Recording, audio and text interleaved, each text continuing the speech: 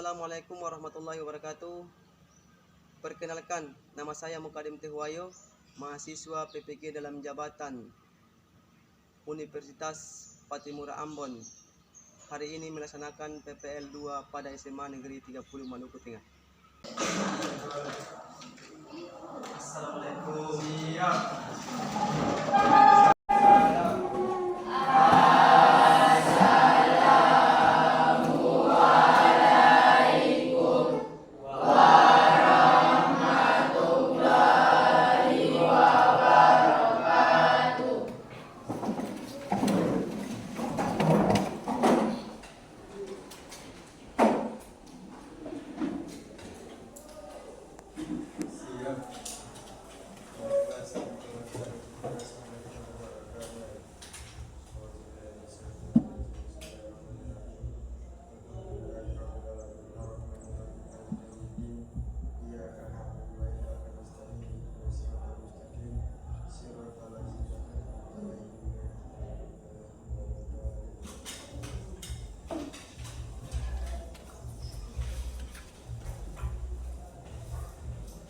Apa kabar hari ini semuanya? Baik. Ya, sebelum kita melanjutkan materi kita pada hari ini, terlebih dahulu saya mau absen dulu ya atas kehadiran kalian semua. Yang mana sebelum kita mulai belajar kita absen dulu. Yang pertama Adrian hadir. Sudah hadir ya? Ahmad Afrizal, Aksoni Hopa, Alianda Haris, Arpandi Lanantibi, Eka Usman, Enda Kadera, Fadia Rudi, Febrian Jumat, Suci, Musa Sofan, Wanda Lawamid, Nadlanane, Asmarani, Elwang. Iya, mungkin ada beberapa siswa yang tidak hadir pada ini ya, yaitu kurang lebih 3 orang. Jadi mungkin bab awal kita yaitu tentang kerajaan Hindu Buddha di Indonesia. Jadi di mana awalnya itu kita di semester ganjil itu kita sudah mengetahui tentang bagaimana sejarah, ya. Jadi di awal semester kemarin itu di semester ganjil itu mungkin sampai dengan penilaian semantri formatif sampai selesai dengan akhirnya sudah melihat nilai. Ini sudah masuk di tahun ajaran baru, tahun ajaran baru yaitu di semester genap, yang mana materi yang akan saya bawa yaitu kerajaan Hindu Buddha. Sebelum kita melanjutkan materi, mari kita dulu dia punya alur tujuan pembelajarannya. Ya. Di sini yang pertama yaitu di 10.1 menjelaskan kerajaan Hindu maritim Hindu Buddha di Indonesia. Kemudian yang kedua menganalisis manfaat nilai-nilai sosial dan budaya pada kerajaan Hindu Buddha di Indonesia. Kemudian yang ketiga, menyimpulkan peranan kerajaan Hindu. Maka di situ dari tujuan pembelajaran itu maka ada yang menyimpulkan. Menganalisis berarti kita menyimpulkan tentang bagaimana kerajaan itu berperan atau raja-raja yang berperan pada setiap kerajaan untuk bagaimana mereka menyiarkan agama Hindu Buddha di Indonesia. Kemudian ini ada penganiayaan dan remedial. Ya, jadi setiap materi itu berarti memiliki penilaian dan penganiayaan. Jadi ketika penilaiannya kita capai maka ada kata remedial.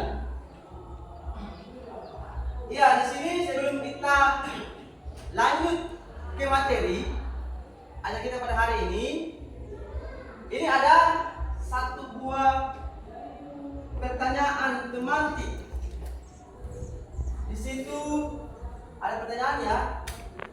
Ini gambar daripada salah satu peninggalan atau salah satu peninggalan kerajaan Hindu Buddha di Indonesia. Ini gambarnya ya. Ada yang bisa menjawab? Siapa? Yang duluan jawab daripada peninggalan yang terlihat pada layar ini. Dari siswa? Ya.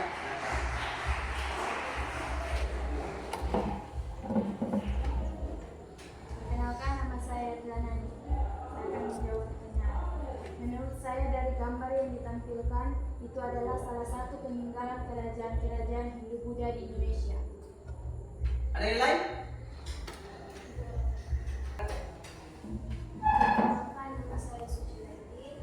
Kalau menurut saya dari gambar yang ditampilkan itu adalah bangunan candi yang menjadi salah satu bukti peninggalan dari kerajaan-kerajaan Hindu Buddha di Indonesia. Iya. Beri apa dulu buat teman tiga tadi? Ya, dari gambar yang di depan itu, ya, yang ditampilkan itu adalah salah satu peninggalan bangunan candi, ya, itu adalah salah satu peninggalan daripada kerajaan-kerajaan Hindu di Indonesia. Kerajaan Hindu Buddha di sini. Kerajaan pertama di Indonesia yaitu Kerajaan Kutai. Kerajaan Kutai merupakan salah satu kerajaan Hindu Buddha, kerajaan Hindu yang kedua di Indonesia, yang berdiri pada abad ke-5 sampai ke-5. Kerajaan ini berlokasi di Kutai, di Kalimantan Timur. Ini adalah gambarnya, ini contoh gambar daripada tata letak kerajaan Kutai tersebut. Kerajaan yang kedua, kerajaan Tarumanegara. Bisa lihat? Lihat dia punya peta penyebaran daripada kerajaan Tarumanegara. Yaitu di mana? Kemudian kerajaan ketiga, yaitu ada kerajaan Pajajaran atau kerajaan Sunda. Beraannya hampir sama seperti yang tadi ya. Tarumanegara kan? Ya. Daerah kekuasaannya meliputi Provinsi Banten, Jakarta, bahkan Jawa Barat dan sebagian Jawa Tengah. 4 yaitu kerajaan Sriwijaya. Daerah kekuasaan daripada kerajaan Sriwijaya. Daerah kekuasaan membentang dari Kamboja, Thailand, Semenanjung Malaysia, Sumatera, Jawa, pesisir Kalimantan. Kemudian kerajaan Kalingga. Kemudian yang ke-6 yaitu kerajaan Mataram. Mataram juga sangat besar di Pulau Jawa. Lokasinya yaitu Jawa Tengah, sekitar daerah yang banyaknya dialiri sungai seperti Sungai Porogo, Bromoto, dan Bengawan Solo. Itu adalah daerah kekuasaannya daripada kerajaan Mataram. Kemudian kerajaan Singasari. Kerajaan Singasari bercocok di Hindu, didirikan oleh King Arok. Ya, berarti ini adalah yang sering-sering didengar, kerajaan Singasari. Ada King Arok. Yang terakhir yaitu kerajaan Majapahit. Tanggal berdirinya Majapahit adalah Bernopati Wijaya, yaitu 10 November 1293. Jadi di abad ke-12 ya, kerajaan-kerajaan yang ada di Indonesia. Jadi itu para materi singkat saya. Artinya kita bentuk kelompok untuk memecahkan masalah yang berkaitan dengan kerajaan-kerajaan Hindu juga di Indonesia. Untuk itu kelompoknya yang sudah dibagikan, silakan duduk per kelompok masing-masing. Dan sekarang kelompok 1, kelompok 2, 3 boleh jalan. Ya. Berubah ya? Kelompok 1 ya.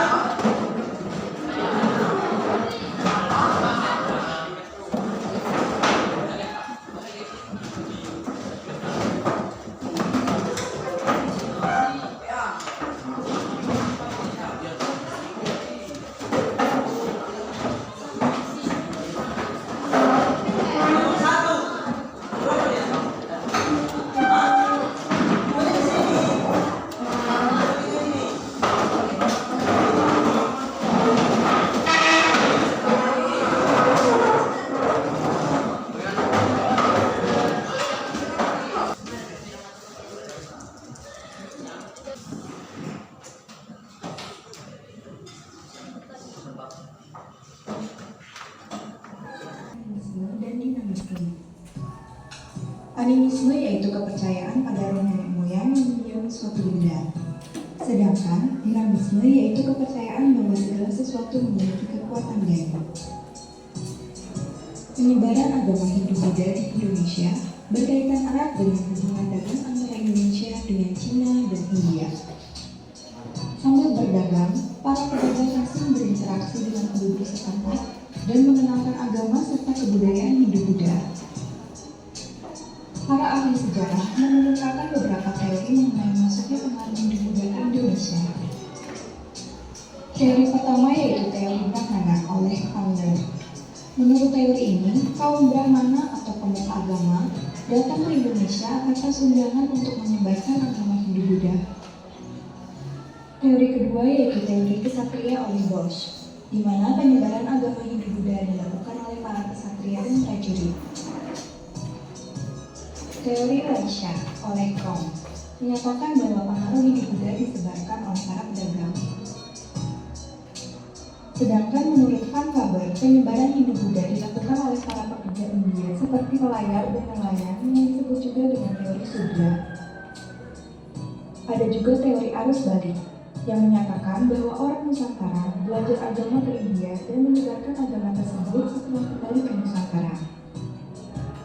Dari teori-teori tersebut dapat disimpulkan bahwa proses penyebaran agama Hindu-Buddha terbagi menjadi dua. Yang pertama yaitu masyarakat Nusantara berperan pasif dengan mempelajari agama Hindu-Buddha melalui masyarakat India dan Cina yang datang ke Nusantara. Kedua, masyarakat Nusantara berperan aktif, yaitu masyarakat Nusantara pergi belajar langsung ke India dan Cina kemudian kembali sebagai penyebar agama. Masuknya agama dan kebudayaan Hindu-Buddha inilah yang memicu munculnya kerajaan-kerajaan bercorak Hindu-Buddha di Nusantara.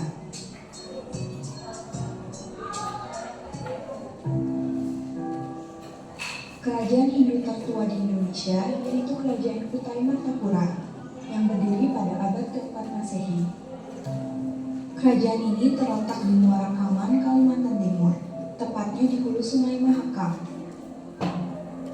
Kerajaan ini didirikan oleh raja pertamanya yang bernama Kudungga. Nama Kutai diberikan oleh para ahli karena menjaga peninggalan yang secara jelas menyebutkan nama kerajaan ini. Kerajaan Kutai mengalami masa kejayaannya di bawah pemerintahan Raja Mulawarman yang merupakan anak dari Asmawarman dan cucu dari Kudungga. Hal ini diketahui dari peninggalan sejarahnya yang berupa 7 prasasti Rupa yang ditulis menggunakan bahasa Sanskerta dan huruf Pallava. Mimpa tersebut merupakan tugu batu peringatan yang dibuat oleh para Brahmana atas kedermawanan Raja Mulawarman. Prasasti yang ditulis dengan tiang batu merupakan ciri khas kebudayaan kerajaan Kutai. Yupa yang ditulis menggunakan huruf Pallava memunculkan fakta adanya pengaruh India Selatan di Kutai pada masa ini. Tiang batu atau yupa ini merupakan kelanjutan dari budaya purba zaman Megalitikum atau zaman batu besar. Kerajaan Kutai berakhir pada saat raja terakhirnya, Maharaja Durmasetia, mati di tangan Raja Kutai Kertanegara. Kerajaan Buddha di Sumatera muncul sekitar abad ke-6 dan ke-7 Masehi. Berdasarkan catatan sejarah, ada dua kerajaan, yaitu Kerajaan Melayu dan Kerajaan Sriwijaya. Kerajaan Melayu diperkirakan berpusat di daerah Jambi, di tepi alur Sungai Batanghari. Keberadaan kerajaan ini diperkuat oleh catatan perjalanan seorang pengelana dari Cina yang bernama Ising. Nama kerajaan Melayu juga muncul pada kitab Negara Kertagama yang menyebutkan mengenai ekspedisi penaklukan ke Sumatera yang disebut dengan ekspedisi Pamalayu. Sejarah kerajaan di Sumatera sejak abad ke-7 didominasi oleh kerajaan Sriwijaya. Kerajaan ini awalnya berpusat di sekitar Sungai Batanghari pantai timur Sumatera, lalu meluas hingga ke semenanjung Malaya dan Jawa Barat. Pengetahuan sejarah mengenai kerajaan ini didapat dari sumber asing berupa catatan perjalanan isi dan beberapa prasasti, serta sumber dalam negeri berupa prasasti antara lain prasasti Kedukan Bukit, prasasti Talang Tuo, prasasti Kota Kapur, prasasti Sidayarta, prasasti Telaga Batu, dan prasasti Karangberahi. Ditemukan juga peninggalan berupa candi, yaitu Candi Muaro Jambi dan Candi Muara Takus. Dari sumber-sumber sejarah tersebut, diketahui bahwa raja pertama yang dianggap sebagai pendiri kerajaan Sriwijaya adalah Daputahiram. Ia berhasil memperluas wilayah kekuasaannya dengan menaklukkan daerah Jambi yang sebelumnya merupakan wilayah kerajaan Melayu. Puncak kejayaan kerajaan Sriwijaya berlangsung di bawah kekuasaan Raja Balaputra Dewa. Wilayah kekuasaannya semakin meluas hingga ke semenanjung Malaya. Perluasan wilayah ini membuat kerajaan Sriwijaya menjadi kerajaan maritim yang menguasai alur pelayaran dan jalur perdagangan di Laut Cina Selatan dan Selat Malaka. Sriwijaya kemudian menjadi pusat pembelajaran agama Buddha dan pusat penyebarannya ke Asia Tenggara. Raja terakhir dari kerajaan Sriwijaya adalah Sri Sanggapom Jayatunggawarman. Sriwijaya mulai runtuh dengan adanya serangan dari kerajaan Chola dari India. Melalui ekspedisi Pamalayu, kerajaan Melayu yang berada di Pulau Sriwijaya pun dikuasai oleh Singasari. Kerajaan pun semakin melemah dan akhirnya runtuh pada akhir abad ke-14 akibat serangan kerajaan Majapahit.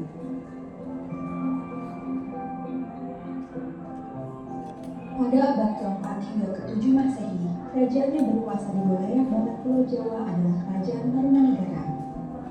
Kerajaan ini didirikan oleh raja pertamanya Jayasethawarman yang berlokasi di daerah Dobol, Jawa Barat. Sumber sejarah dari Kerajaan Tarumanegara berupa 7 buah prasasti. Prasasti Ciaruten, Prasasti Kebun Kopi, Prasasti Jambi, Prasasti Muara Ciater, Prasasti Tugu, Prasasti Pasir Awi, dan Prasasti Menjual. Sumber sejarah lain yaitu catatan sejarah penjelajah Cina bernama Fahian yang menyebutkan keberadaan kerajaan Tarumanegara. Ada pula catatan dari kerajaan dinasti Sui dan dinasti Tang. Peninggalan prasasti yang ditulis dengan bahasa Sanskerta dan huruf Palawang menunjukkan kuatnya pengaruh Hindia pada kerajaan ini. Dari beberapa prasasti tersebut dapat diketahui bahwa raja besar yang memimpin kerajaan Tarumanegara adalah Raja Purnawarman.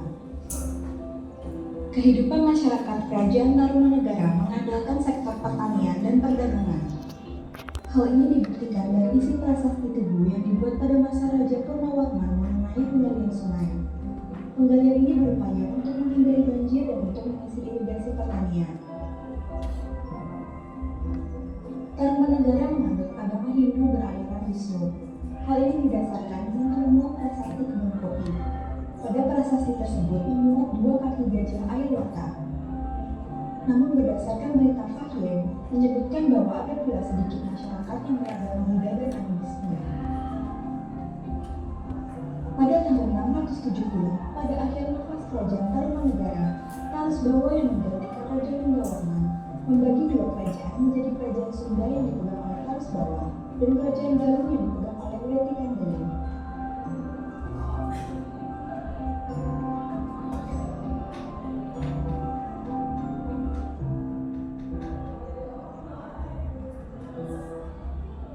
Kerajaan ini kemudian berkembang menjadi kerajaan Pajajaran yang awalnya bertempat di Galuh, Jawa Barat. Berdasarkan penemuan prasasti Sangyapapa, diperkirakan bahwa pusat kerajaan dipindahkan dari Galuh ke Pakuan Pajajaran di Jawa Barat bagian tengah dengan raja yang berkuasa yaitu Sriwijaya Bupati. Selanjutnya, pada masa pemerintahan Ninja Buana, kerajaan Pajajaran sempat terlibat dalam perang bubat dengan kerajaan Majapahit yang saat itu diperintah oleh Hayam Wuruk. Sumber-sumber rujukan tertuang mengenai adanya perang ini tercantum dalam Surat Parawaton serta Tudung Sunda. Kerajaan ini mengalami masa keemasan pada masa pemerintahan Sri Baduga Maharaja Ratu Jayadewata, atau lebih dikenal dalam literatur Sunda sebagai Prabu Siliwangi. Di Bogor, dibangun pura untuk menghormatinya, bernama Pura Parahyangan Agung Jagakarta. Pada masa pemerintahan Ratu Jayadewata, mulai ada penduduk Pajajaran yang menganut agama Islam. Pada pemerintahan selanjutnya, kerajaan Pajajaran runtuh akibat serangan bertubi-tubi dari pasukan kerajaan Islam Banten.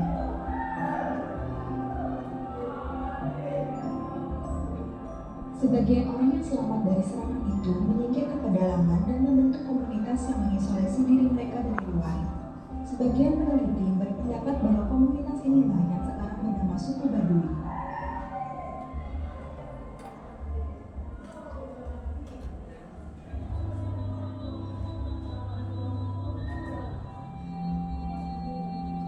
Kisah kerajaan-kerajaan Hindu-Buddha di Indonesia tidak terhenti sampai di sini.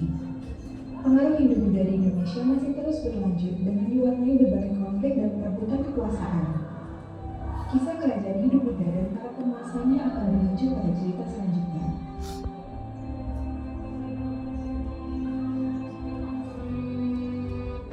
Iya, dia sama-sama menyaksikan atau mengamati daripada video kerajaan-kerajaan Hindu-Buddha di Indonesia.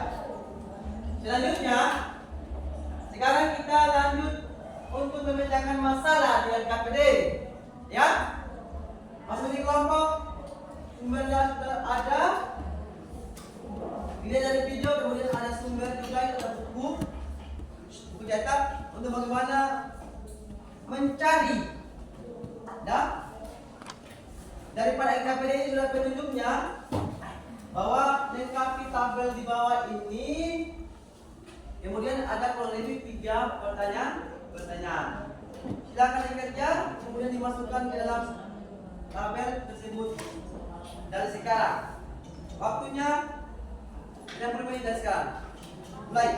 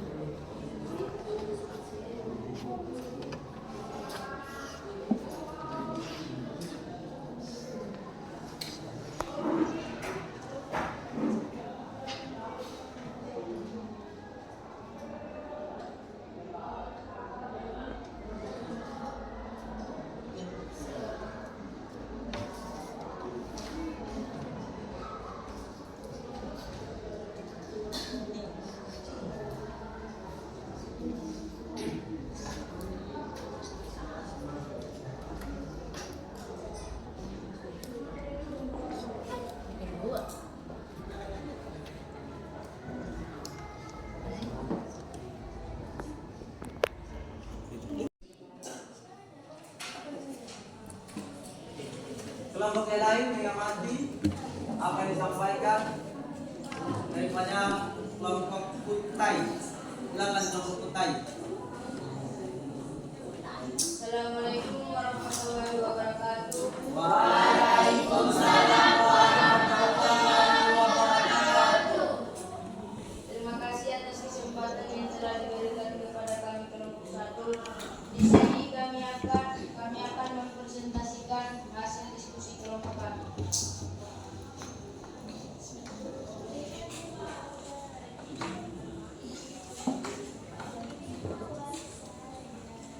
Kita akan mempresentasikan hasil diskusi kami.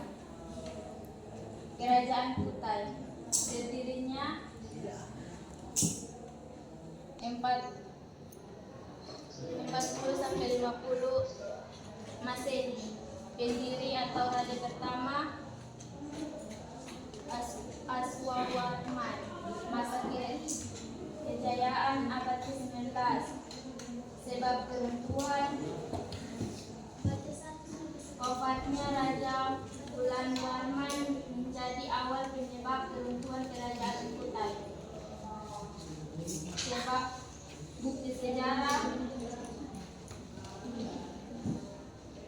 peninggalan kerajaan Kutai yang terkenal adalah prestasi Muaran, Kaman, prestasi Jiarkumun yang terdiri dari 7 bulan yupa. Itu saja yang dapat kami sampaikan. Ya, mungkin itu saja yang dapat kami sampaikan. Bila ada kesalahan dalam katakan mohon maaf. Wabillahi taufiq wal hidayah. Wassalamualaikum warahmatullahi wabarakatuh. Berikan aplaus buat mereka.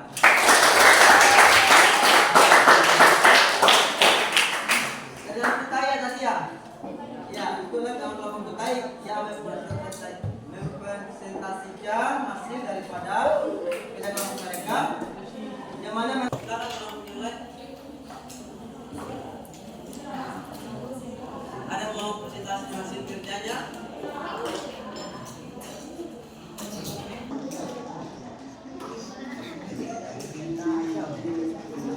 Assalamualaikum warahmatullahi wabarakatuh.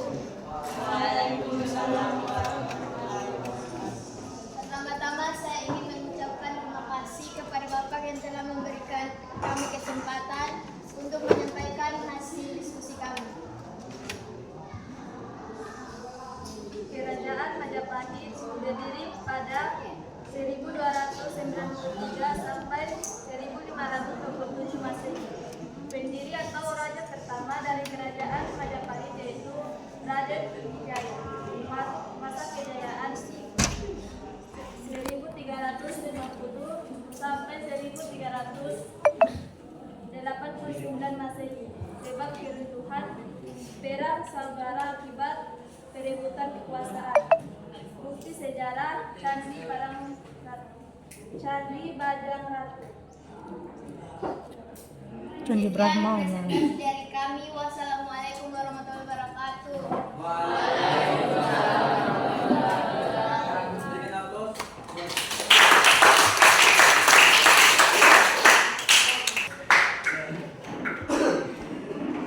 Ya, itulah hasil kerja daripada apa yang kalian presentasikan maupun hasil kerja daripada kelompok masing-masing ya, yang mana menjelaskan tentang keruntuhan berdiri raja yang dianut ya, kemudian bukti sejarah daripada peninggalannya yang menguatkan daripada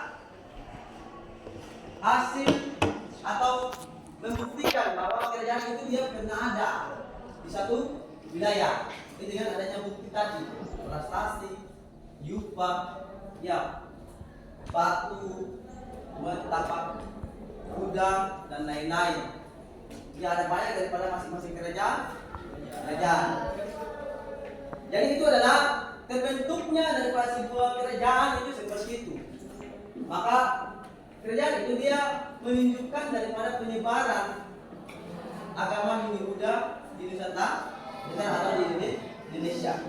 Jadi sebelum kita akhiri pertemuan kita pada hari ini, ya, saya minta dari kalian seluruh peserta didik, ada yang mau memberikan rangkuman daripada materi kita hari ini, ataukah memberikan kesimpulan dari apa yang telah didapatkan pada hari ini? Saya persilakan. Ada yang mau dipersilakan? Silakan. Ya, silakan. Assalamualaikum warahmatullahi wabarakatuh.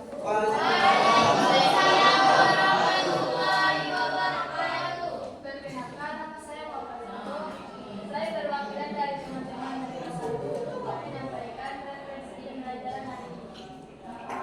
Dari apa yang kita pelajari hari ini tentang pembelajaran sejarah dengan materi kerajaan-kerajaan Indonesia dan paparan materi yang disampaikan oleh Bapak Guru tentang kerajaan-kerajaan Indonesia, kekuasaan dan keruntuhan kerajaan-kerajaan Indonesia.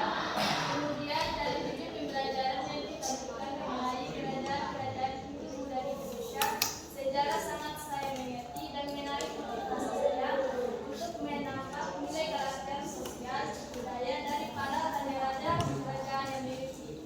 Oleh karena itu, masih banyak sejarah lokal misalnya yang belum tersentuh oleh kita, sehingga kita perlu mengenal sejauh mana sejarah lokal kita, terutama sejarah penyebaran agama.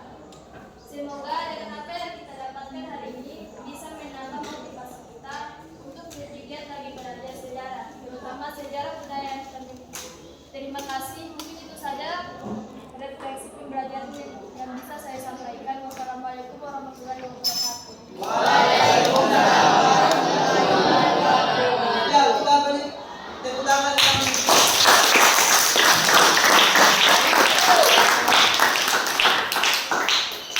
Teman-teman yang mana sudah merefleksikan, ya, atau